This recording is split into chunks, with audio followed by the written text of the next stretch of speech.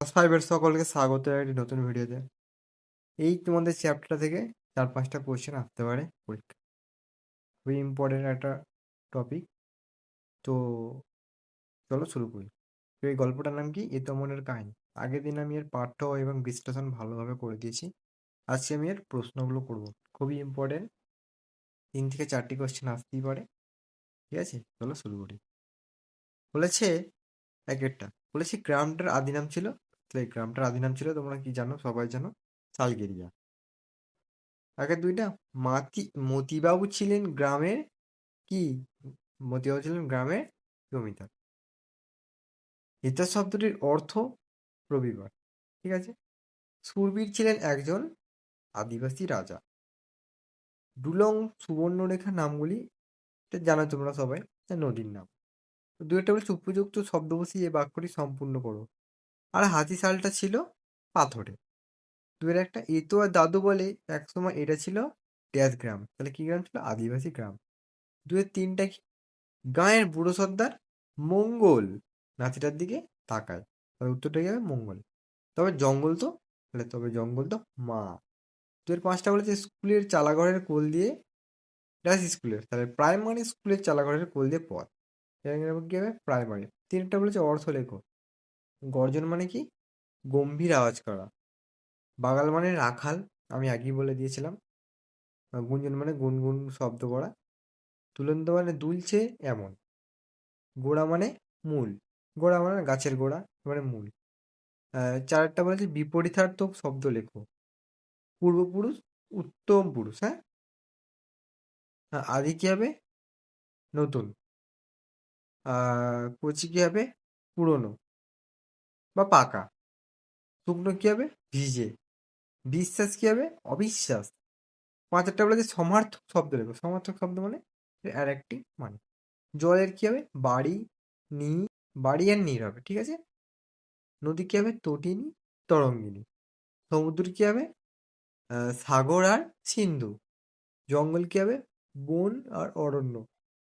আর উলগুনার যুদ্ধ আর বিদ্রোহ। ঠিক আছে। ছয়টা বলেছে ক্রিয়ার নিচে দাগ দাও। ক্রিয়া মানে কি? যেসব শব্দগুলো কাজ করা বোঝায়। কাজ করা মানে আমরা যা কিছু করছি সেটা একটা কাজ। সাবু আর শাল গাছের পাঁচিল যেন পাহারা দিত গ্রামকে। এইখানে দেখবে হবে পাহারা দিত। পাহারা দিত মানে পাহারা দেওয়া একটা কাজ। তাই এখানে কি হবে? পাহারা দিত। এখন কেউ চাঁদ দিয়ে বছর হিসেব করে? এখানে হবে হিসেব করে। হিসেব করার একটা কাজ। ঠিক আছে। তাহলে হিসেব করার নিচে দাগ দেবে। তাহলে তিনি বলেছে ছোটনাগপুর ছাড়লাম। ছোটনাগপুর ছাড়লাম, এখানে ছাড়লামটা হবে কাজ করা বোঝাচ্ছে, যেটা ক্রিয়া বললাম। 4 বলেছে জঙ্গল নষ্ট করি না। তাহলে এখানে জঙ্গল নষ্ট করি না, এখানে করি নাই যেটা হবে সেটা। 5টা বলেছে যে মাজায় তাকে কেউ মারে। তাহলে বাঁচায়, তাহলে বাঁচানোর একটি কাজ, আমাকে বাঁচানো। আর এখানে আরেকটি আছে মারে। ঠিক আছে। 7টা বলেছে দুটি বাক্যে ভেঙে লেখো। দুটো মানে কি? আলাদা আলাদা বাক্য করতে হবে। গায়ের বুড়ো সর্দার মঙ্গল নাদিটার দিকে তাকায়। তাহলে এখানে উত্তরটা কি হবে? গায়ের বুড়ো সর্দার মঙ্গল সে নাদিটার দিকে তাকায়। তাদের দুইটা বলেছে হাতশালটায় দেয়াল তুলে ওটা এখন ধান রাখবার গোলাঘর। আর উত্তরটা কি হবে? হাতিশালটায় দেয়াল তোলা হয়েছে, ওটা এখন ধান রাখবার গোলাঘর। 3:30 বলেছে আমাদের কালে সেই জল দিয়ে 4 মাইল যাও তবে পাঠশালা। আমাদের কালে সেই জল দিয়ে যেতে হতো, 4 মাইল গেলে তবে পাঠশালা পাওয়া যেত। 4:30 বলেছে এখন ও লাফায় আর নদীর জল কাশবন বুনো ফুল আকাশ সকলকে ডেকে বলে সে কি ভীষণ যুদ্ধ। এখনও লাফায়, নদীর জল কাশবন বুনো ফুল আকাশ সকলকে ডেকে বলে সে কি ভীষণ যুদ্ধ। তাহলে লাফায় অব্দি একটা আলাদা শব্দ, নদীর থেকে ভীষণ যুদ্ধ দিয়ে একটা আলাদা শব্দ।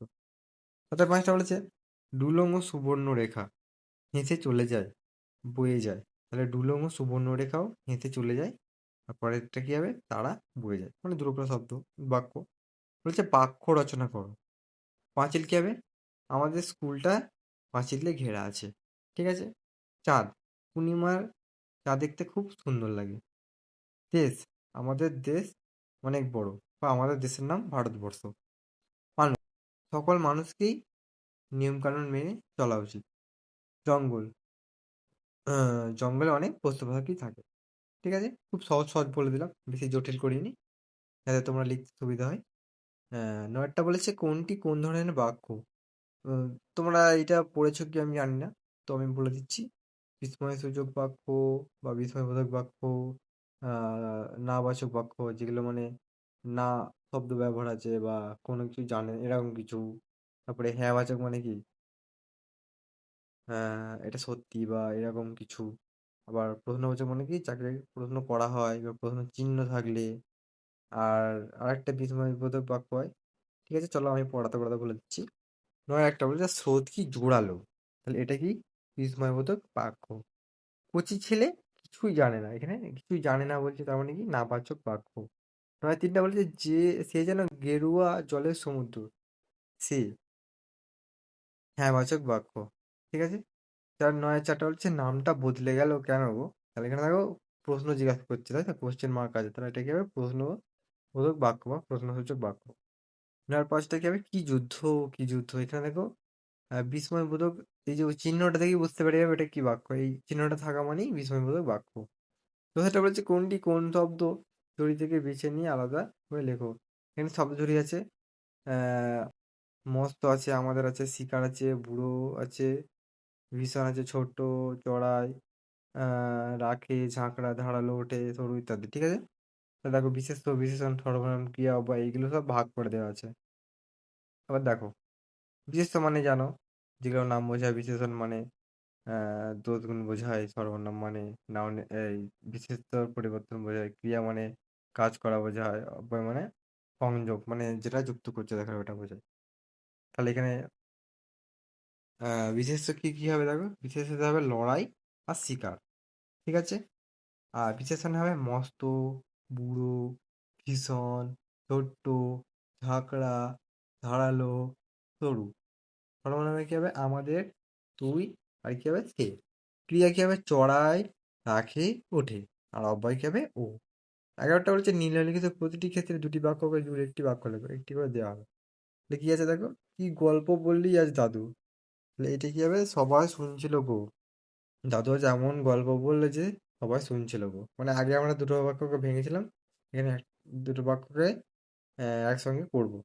এ তো আরে ছেলে তুই বড্ড ভালো, এতে আর তুই বড্ড ভালো ছিলাম, এটা উত্তর হবে। আমি একবার উত্তর বলে দিচ্ছি, তুই বড্ড বকিস এ তোয়া, তোর বাপেরও এত কথা শুধাবার সাহস হতো না, এছাড়ার মতো এত কথা শুধাবার সাহস তার বাপেরও হতো না। ঠিক আছে। 11 4 কি বলছি, বাবুরা এলো, আমাদের সব নিয়ে নিল, বাবুরা এসে আমাদের সব নিয়ে নিল। 11 5 কি হবে, আদিবাসী আসছে, মানুষ বাড়ছে, আদিবাসী আসায় মানুষ বাড়ছে। 12টা কি বলছি, এলোমেলো বর্ণগুলি সাহায্যে অর্থপূর্ণ শব্দ তৈরি করো। তারপরে প্রথমেরটা কি হবে দেখো, প্রথমেরটা হবে আদিবাসী, তারপরেরটা কি হবে দেখো, সুবর্ণরেখা, তারপরটা হবে কি হবে, তরঙ্গাড়া, তারপরটা কি হবে, পোড়ামাটি, তারপরটা হবে আদিপুর। বোঝা গেল, আমি উত্তরগুলো করে দিয়েছি। বলছি এলোমেলো শব্দ সাজিয়ে অর্থপূর্ণ বাক্য তৈরি করো। তাহলে 11 13 কি, সরি 13টা একটা কি, ছাগল কাজ, গরু ওর চড়ানো, তাহলে ওর কাজ গরু ছাগল চড়ানো। তার দুইটা বলছে তীর সনসন তারা তখন ছোড়ে, তারা তখন সনসন তীর ছোঁড়ে। 13 3 আগে হাজার চাঁদ হাজার, হাজার হাজার চাঁদ আগে। 4 4 বলছে ছিল পাথরের হাতিশালটা, আর আর হাতিশালটা ছিল পাথরের। আর তারপর 5টা কি, সপ্তাহে হাট প্রতি পথে চ গ্রামে, গ্রামে তো প্রতি সপ্তাহে হাট বসে। 14টা বলেছে লেখালেখি ছাড়াও আর কি কি কাজ মহাশ্বেতা দেবী করেছেন, তাহলে মহাশ্বেতা দেবী লেখালেখি ছাড়াও সাংবাদিক হিসেবে কাজ করেছেন, তিনি অধ্যাপিকাও ছিলেন। 14 আদিবাসী জীবন নিয়ে লেখা তার একটি বইয়ের নাম লেখো, তাহলে আদিবাসী জীবন নিয়ে লেখা তার একটি বইয়ের নাম রীতা মুন্ডার যুদ্ধজয়। ঠিক আছে। তারা 3 হলো ছোটদের জন্য লেখা তার একটি বিখ্যাত বইয়ের নাম লেখো, তাহলে ছোটদের জন্য লেখা তার একটি বিখ্যাত বইয়ের নাম গল্পের গরু মেজর। পড়বে গল্পটা, খুবই সুন্দর একটি গল্প। 15টা বলেছে নিচের প্রশ্নগুলির উত্তর নিজের ভাষায় লেখো। 15টা সেও কি এক ভীষণ যুদ্ধ, কোন যুদ্ধের কথা এখানে বলা আছে, এটা খুবই ইম্পর্টেন্ট কোশ্চেন। ঠিক আছে। সিধু কানু যখন সাঁওতালদের নিয়ে 1855 সালে সাহেবদের সঙ্গে যুদ্ধ নামলো, সেটা ছিল ভীষণ যুদ্ধ, সেই যুদ্ধের কথা এখানে বলা হয়েছে। 2টা বলেছে গায়ের নাম হাতিগড় হলো কেন, বাবুরা গায়ে ঢুকে সাঁওতাল মুন্ডাদের লেখাপড়া না জানার সুযোগ নিয়ে তাদের কাছ থেকে সব কেড়ে নিয়েছিল, তারপর গায়ের নতুন নাম রেখেছিল হাতিগড়, এইভাবে গায়ের নাম হলো হাতিগড়। 15 3টা বলেছে ভজন ভুক্তা এটাকে কি বলতো, তাহলে ভজন ভুক্তা এটাকে সুরবীর নামে এক আদিবাসী রাজার গল্প বলতো। এখানে গল্প বলার কথা বলেছে, তাকে নাম ধরে নয়। তো 15-4টা বলেছে, হাতিঘরে কেমন ভাবে যাবে সংক্ষেপে লেখো। তাহলে তোমাদের ওই বইয়ে লেখাই আছে গল্পটার মধ্যে, তাও আমি বলে দিচ্ছি খুব সুন্দরভাবে। হাওড়া থেকে প্রথমে যেতে হবে খড়গপুর, তারপর বাসে চেপে নামতে হবে গুপ্তমুনি মন্দিরের সামনে। সেখান থেকে 7-8 মাইল দক্ষিণ পশ্চিমে হাঁটতে হবে, যেখানে পথ পড়বে একটি ছোট্ট নদী ও ছোট্ট ছোট আদিবাসী গ্রাম।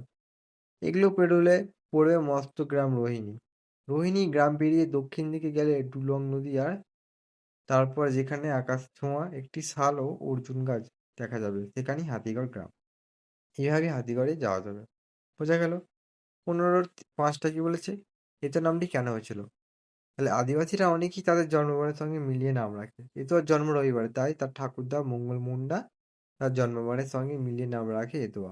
15-6টা বলছে এতুয়া রোজকার কাজের বর্ণনা দাও। তাহলে এতুয়া মতিবাবু রাখাল ছিল, তাই তার গরু মোষ ছাগল চড়াতো। পুরনো আম বাগানে গরু চড়াতে চড়াতে সে টোকো আম শুকনো কাঠ কোড়াতো, মাটি খুঁড়ে বের করতো মেটে আলু ও মজা পুকুরের পাড় থেকে শাক তুলতো। সে তার সঙ্গে একটি বস্তা রাখতো, সরি, এবং এইসব এই বস্তার ভরে নিত, মানে ওই কাঠকুটরাগুলো। তারপর যেত ডুলং নদী পেরিয়ে ঘন সবুজ ঘাস বনে, এবং এখানে গরু মোষ ছেড়ে দিত। এরপর সুবর্ণরেখা নদীর মাঝে সরু চড়ে গিয়ে সে বাঁশে বোনা জাল দিয়ে মাছ ধরতো। এগুলি হলো ইতর রোজগারের কাজ। 15-7 কি বলেছে, এখন গ্রামে স্কুল, তবু বক্তা কে? আগে কি ছিল? উদ্ধৃতাংশের বক্তা লেখিকা মহেশ্বেতা দেবীর লেখা এতমনের কাহিনীর গল্পে ভোজন বক্তা। আগে পাঠশালা অনেক দূরে ছিল, জঙ্গল দিয়ে 4 মাইল পথ গেলে তবে পাঠশালা পৌঁছে যেত। 16টা বলেছে বাঁ দিকের সঙ্গে মিলাচ্ছে আমার ডান দিকের শব্দ খোঁজো। দেখো এখানে কয়েকটি শব্দ আছে, হাতি, চাল, গ্রাম, চাঁদ, পাতা। আর এদিকে কি আছে, পল্লী, জ্যোৎস্না, সুমুর, গাছ, ধান। তাহলে হাতি কি হবে? হাতি হবে সুমুর। চাল কি হবে? ধান। গ্রাম কি হবে? পল্লী। চাঁদ কি হবে? জ্যোৎস্না। আর পাতা কি হবে? গাছ। বলেছে সংকেতটি অনুসরণ করে একটি গল্প বানা। বলছে নদীর পাড়ে সূর্য অস্ত গেল, কোনো গ্রামের মাদল বাজছে, পরব এসে গেল। এখানে সব স্কুলে ছুটি পড়ে গেছে, এবারে ছুটিতে আমরা বন্ধুরা মিলে খেলা করব, অন্যান্য কাজ করব। এই জিনিসটা আমি লিখে দিচ্ছি, তাহলে তোমাদের সুবিধা হবে।